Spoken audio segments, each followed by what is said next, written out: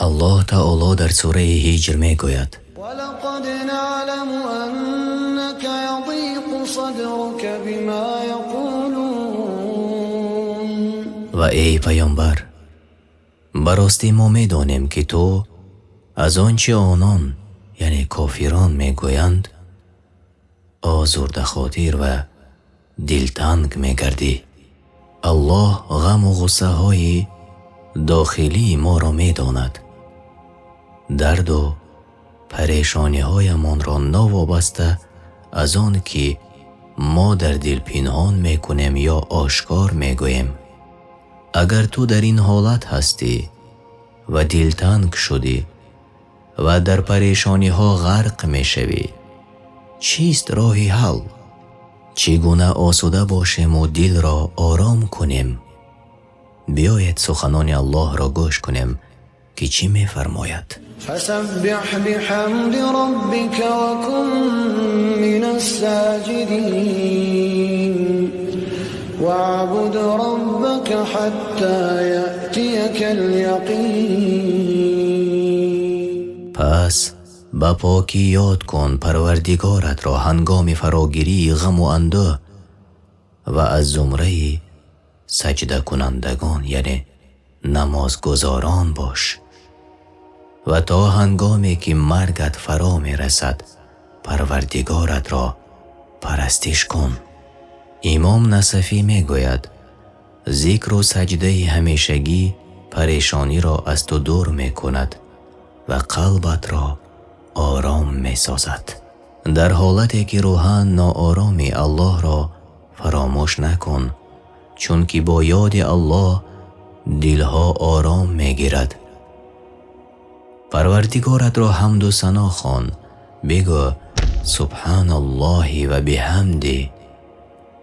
هر چی قدر لازم داری این را تکرار کن تا آن دمی که قلبت آرامی را حس کند و از سجده کنندگان باشی.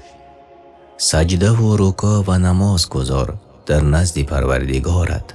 سجده طولانی بکن، از آن الله است هرچی در آسمان ها و زمین و الله بر هر چیز احاطه دارد و چیزی از کارهای بندگانش بر او پوشیده نیست. الله تعالی می گوید با یاد کردن او تعالی دلها آرام می شوند. نقل می کنند که مردی بود وی را درد و غمی سخت عذاب می داد. مرد نمازهایش را ترک می کرد. همه چی در زندگیش پریشان شده بود. با امر تقدیر وقتی رسید که همه نمازهایش را در وقتش ادا می کرده شد. از آن مرد پرسیدند چی سبب شد؟ در جواب گفت من در مدت طولانی آن را جستجو می کردم که تواند درد و اندوه مرا بشنود. الله شنوا و بیناست. از این را من در یک روز 5 مراتب به او مراجعت می کنم. این مرد آرامی و کامیابی را در نمازها دریافت. برادر و خواهرانم، شما باید به الله از ناآرامی و ناکامی هایتان شکایت کنید. به الله مراجعت کنید و به این خاطر برای من خواندن نمازها داده شده است. الله تعالی ما و شما را از آن نگه دارد که غیر او از کسی دیگر بپرسیم. الله تعالی می گوید واعبد ربك حتى يأتيك اليقين. و تا هنگامی که مرگت فرا می رسد پروردگارت را پرستش کن. یعنی الله تعالی می گوید تا آن دمی که مرگمان می رسد از راه انتخاب کرده امان باز نکردیم و تا آن دمی که ما و شما در این راه مستحکم باشیم الله تعالی برایمان کمک می کند. اگر تو با مشکلی رو برو شدی فکر نکن که الله تو را فراموش کرده. نه، یقین دار که به تو راه می نماید و تو را از مشکلی می رهاید. براستی هم در دنیا و هم در آخرت بر عوض مشکلی هایت پاداش نیک می بینی. در سوره نحل الله تعالی می فرماید بسم الله الرحمن الرحیم أتى أمر الله فلا تستعجلوه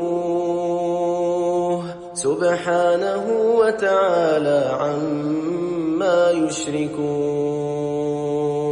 ای کافران، لحظه وقوع قیامت و فرمان الله تعالی برای عذابتان نزدیک شده است، پس برای رسیدن آن شتاب نکنید. او پاک است از آن چی به وی شریک می سازند. روز قیامت حتما که می آید. آنهایی که می شنوید و باقی مانده عمرتان اهمیت دهید. در نمازگزاری هایتان جدی باشید. شریعت الله را به جایی که می باید به آنجا مانید. دعا می کنیم که الله تعالی ما و شما را در این راه قوی و از ما قبول گرداند تا آن دمی که ما و شما با او تعالی وامی خوریم.